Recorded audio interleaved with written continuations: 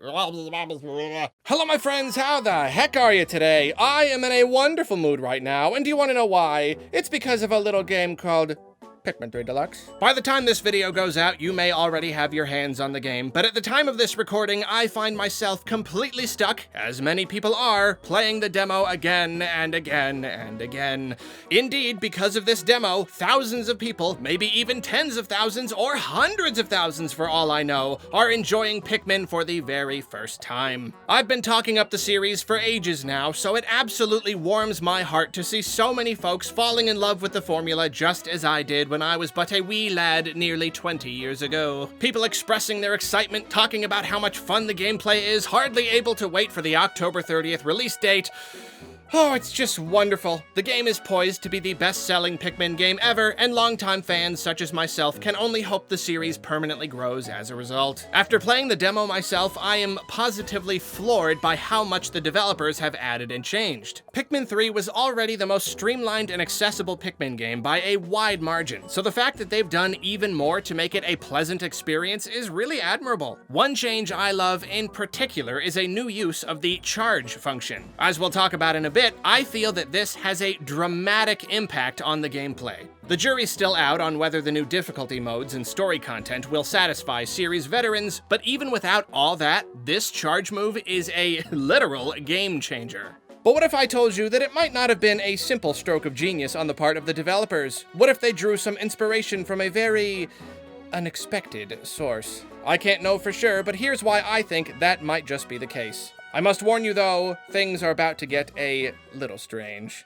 Let's start at the beginning. Way back in the days of the GameCube, we didn't have any of them fancy motion controls and IR sensors and accelerometers and such. All we had were sticks and buttons, and we liked it. And despite their RTS elements and heavy focus on moving a cursor, playing the first two Pikmin games with a regular controller was surprisingly intuitive. One thing that made controlling Pikmin a little easier was the swarm function. Using the C-stick, you could direct your whole Pikmin troop at once. This was ideal for quick attacks or for gathering up spoils without having to do a lot of time-consuming throwing. For whatever reason, the Pikmin devs decided to remove swarming from Pikmin 3. They did make its absence easier to handle by improving the rest of the controls and by introducing the ability to lock onto enemies and objects and subsequently charge them. This would send all of your Pikmin forward at once. This was obviously perfect for quick attacks, but it wasn't a full replacement for swarming. It was still a little more time-consuming to gather up spoils, especially when there were a lot of them and you wanted to give specific spoils to specific Pikmin types. Fast forward to a few weeks ago when I first got my hands on Pikmin 3's Switch port via the eShop demo. I was enamored by all its little tweaks and improvements, but seeing what the devs did to the charge function just about knocked me out of my seat. Now, instead of just being able to charge when you're locked onto something, you can charge pretty much anytime you want. When you hit X, you'll instantly send your Pikmin in the direction of your cursor. This is already great for obvious reasons, but it's the little details that really make all the difference. If your Pikmin don't touch anything, they'll come right back to you, so there's less of a time loss doing it. And if you send them at an object, only the exact right number of Pikmin will grab that object and the rest will come back. And furthermore, only the Pikmin type you've got selected will charge, so you can easily give spoils to one type or another without having to dismiss and sort your troop or resort to just throwing. This new feature makes me miss swarming less than ever. I mean, this isn't quite as immediate, and there's even a bit of an awkward delay in your character's movement after you do it, so it's still not a perfect replacement in every single way,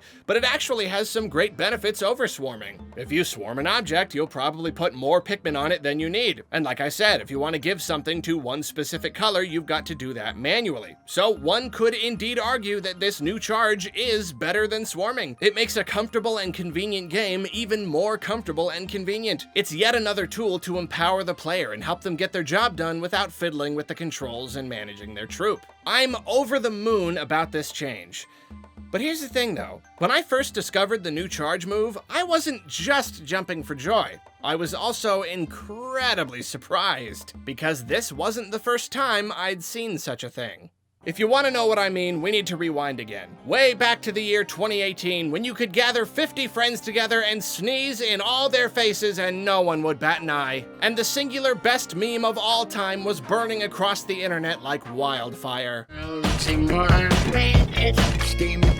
Back then, I was considering doing a series of videos exploring Pikmin likes, if you will. Not a whole ton of games follow the Pikmin formula, but I'm so desperate for Pikmin-y goodness that I thought it might be fun to give the small handful I could find a try. A few people informed me that, apparently, the game based on the latest Hotel Transylvania movie, of all things, was basically a Pikmin-like. I was just as surprised to hear this as many of you probably are right now. So I waited for the game to go on sale, picked it up, and decided to record myself playing it for a while. I wasn't exactly sure what angle I would end up going for in the video. A tightly scripted video, merely using the footage I was capturing? A Let's Play trimmed down from all the best parts? A combination of the two?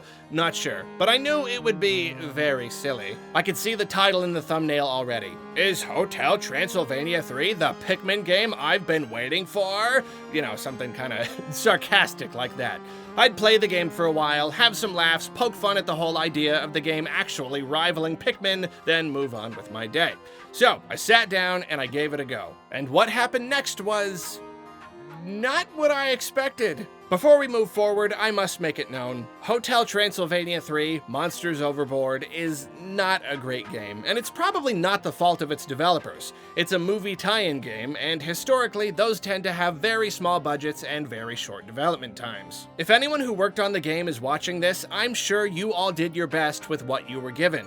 But the game is extremely rough. The controls are uncomfortable, the world is plain, the UI is amateurish, it's riddled with bugs. It's exactly the kind of unpolished experience you would expect. The single biggest problem, though, is that it doesn't let you access a map while you're playing, which leads to tons and tons of aimless wandering and backtracking and getting lost. However, it is clear that someone in the development team cared about what they were doing. Despite not having a lot to work with, they obviously wanted to make something more than a simple platformer or a kart racer or any of the kind of junk you usually get with tie-in games. For whatever reason, they wanted to make a game like Pikmin. And they didn't just want to make it a Pikmin clone and be done with it. They wanted to do the idea justice. They wanted to actually bring new ideas to the table. And you may also be surprised to hear this, but a lot of these ideas are genuinely good. No joke, after playing the game for an hour or so, my video had changed entirely. Suddenly, instead of a video making fun of a movie tie-in game, it was things Pikmin 4 can learn from Hotel Transylvania 3. I'm really not kidding. Obviously, that video never happened because I still struggled with how to format it and just got caught up with other stuff. So I guess this video has kind of become that video. So since we're here, finally discussing it, I bet you'd like to know what I'm talking about, huh? Well then, let's do it. Here are some of the great ideas Hotel Transylvania 3 brings to the Pikmin formula. Yes, really.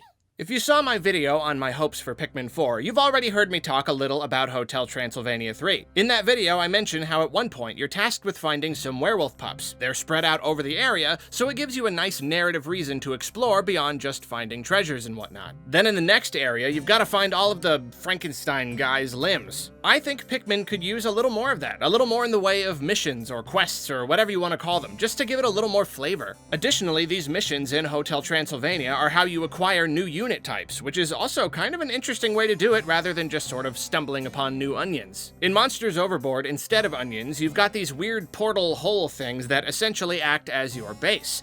But, unlike in Pikmin, there are multiple of these in each level. This allows for much larger levels, because you don't have to focus so hard on always making it back to the one base every time. Even better though, whenever you start a day, or night, because they're vampires and stuff. I thought that was pretty cute. But whenever you start, you can choose which portal you want to start at. And I think that's a really clever idea. It gives a fun sense of progression and freedom, and finding a portal when you really need it feels a lot like finding a new bonfire in Dark Souls. It's very relieving and makes you feel like you're really ready to tackle a new area, like you're slowly claiming the whole map. Another interesting twist on the onion concept is that when you collect these crystal things, you raise your overall unit number rather than raising the numbers of specific types. You can freely convert types as needed, withdrawing any combination up to your max number. This means you've instantly got access to large amounts of any new types without having to work to increase their numbers first. I mean, I can't be alone here. That's just a neat idea. Oh boy, here's a really big one though. One major difference between Pikmin and Hotel Transylvania is that when you start the ladder, there's a very hard limit on how many units you can have on the field at a time. At first this is strange, until you start to collect the game's treasures, which slowly increase your max units. Not only that, but they can do other things too, like boosting the attack power of individual unit types. This blew my mind. I know I'm just a sucker for this kind of stuff, and it's a little silly to limit the player so harshly just so you can drip feed everything back to them through an upgrade system. But geez, I just thought it was such a cool idea. I mean, a Pikmin game where every single collectible gives you some kind of boost? That's amazing! That's a crazy sense of progression right there. That was when I knew that whoever designed this game really did care about it, at least to some extent. That is legitimately innovative. I'm definitely not trying to suggest that Pikmin should immediately adapt all of these ideas. The unit conversion thing is a good example of something I don't think I'd necessarily like in Pikmin because I really enjoy managing and increasing individual types. Every one of a game's concepts have to be delicately balanced, and you can't just throw in every idea possible all willy-nilly. I'm just saying that these are some interesting twists on the Pikmin conventions we've come to expect, and I'd like to see this kind of experimentation in future titles, if we ever end up actually getting them. And I didn't play the game long enough to know how deep this upgrade system goes, or if there are a lot of other interesting new ideas, but there is one final idea I'd like to talk about. And this one might not be as flashy as the others, but I thought it was just great. See, unlike in Pikmin, in Hotel Transylvania 3, you can throw your units. What are they called again? Here, Impas! Impas. Huh. Well, clearly this is a cute little reference to the Indiana Municipal Power Agency. Just another nice little piece of flavor. Anyway, you can throw your Impas just like Pikmin, but you can also rush them forward in the direction of your cursor. You do this using the X button. And unlike the charge mechanic in the original Pikmin 3, you don't have to lock on to anything first. It's a very fast, breezy way to send everyone forward at once. Of all the ideas presented in Hotel Transylvania 3, Monsters Overboard, this was the one I most strongly felt the Pikmin series should adopt. That is a sentence that I just said. In the entire history of video games, that is a combination of words that a person somewhere has said, and in earnest. Of all the ideas presented in Hotel Transylvania 3, Monsters Overboard, this was the one I most strongly felt the Pikmin series should adopt. Because in a Pikmin-like game without the swarm ability of the first two games, this is a great middle ground. Throwing can be too slow when you're trying to attack a dangerous enemy or pick up lots of collectibles. But sending everybody forward at once to rush a monster or grab up a bunch of crystals, all with a single casual button press? That one function makes the game significantly easier and more intuitive to control. And guess what we can now do in Pikmin 3 Deluxe? With the exact same button, no less. Yep. I can't know for sure. It could be a coincidence, absolutely. But I don't think it's too much of a stretch to suggest that someone in the Pikmin team just might have played Hotel Transylvania 3 sometime in the last few years and agreed with me that this was just a great idea and would be nothing but an improvement to the gameplay. And I think that idea is very, very funny.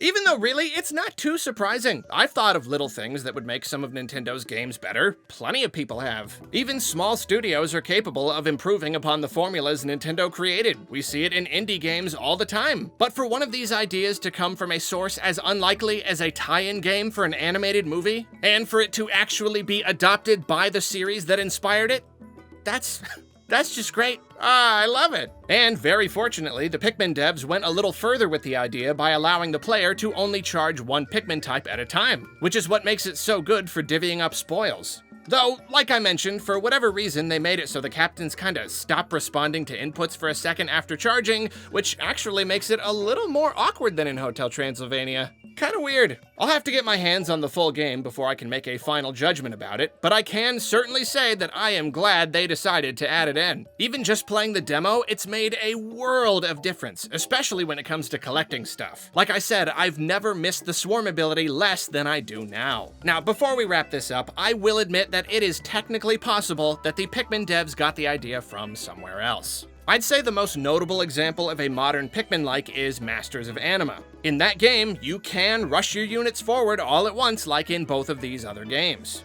However, to me, it feels a little closer to a traditional RTS, where you're almost exclusively ordering around groups. You don't get that same tactile feel of throwing individual units. From my perspective at least, Hotel Transylvania was the first game to implement the function in this specific way, and specifically in the context of a very traditional Pikmin-like experience. I could totally be wrong here, maybe the devs did get the idea from Masters of Anima, or maybe some other game I'm not thinking of. But I want to believe that's not the case, because getting it from a movie tie-in game where an Adam Sandler impersonator plays a Dracula on vacation is simply much funnier.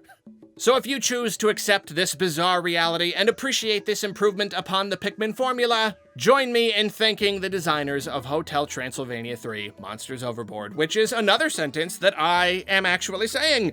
Thank you, Taurus Games. Thank you, Rowan McDonald Nyland and David L. McIntosh. Did one of you guys come up with this? Whoever it was, thank you for going above and beyond and actually bringing genuinely good ideas to the formula we love so much. So what do you think about this new charge ability? Do you feel it impacts the gameplay as much as I do? Do you think the Pikmin devs really did get the idea from Hotel Transylvania, or from some other game I'm not realizing, or do you think it's probably just a coincidence? Do you like any of the other ideas in Monsters Overboard and want to see them implemented in future Pikmin games? Dracula rep in Pikmin 4? Let me know down in the comments, and have you seen how much Pikmin content I've been putting out? I never get to do Pikmin content. This is great. I don't know how well any of these videos will do because Pikmin doesn't usually do that well, but I'm doing it anyway, and it feels good. Hashtag Piktobervember. Woo! Happy birthday to me. Happy birthday to me. Happy Pikmin birthday. Happy birthday to me.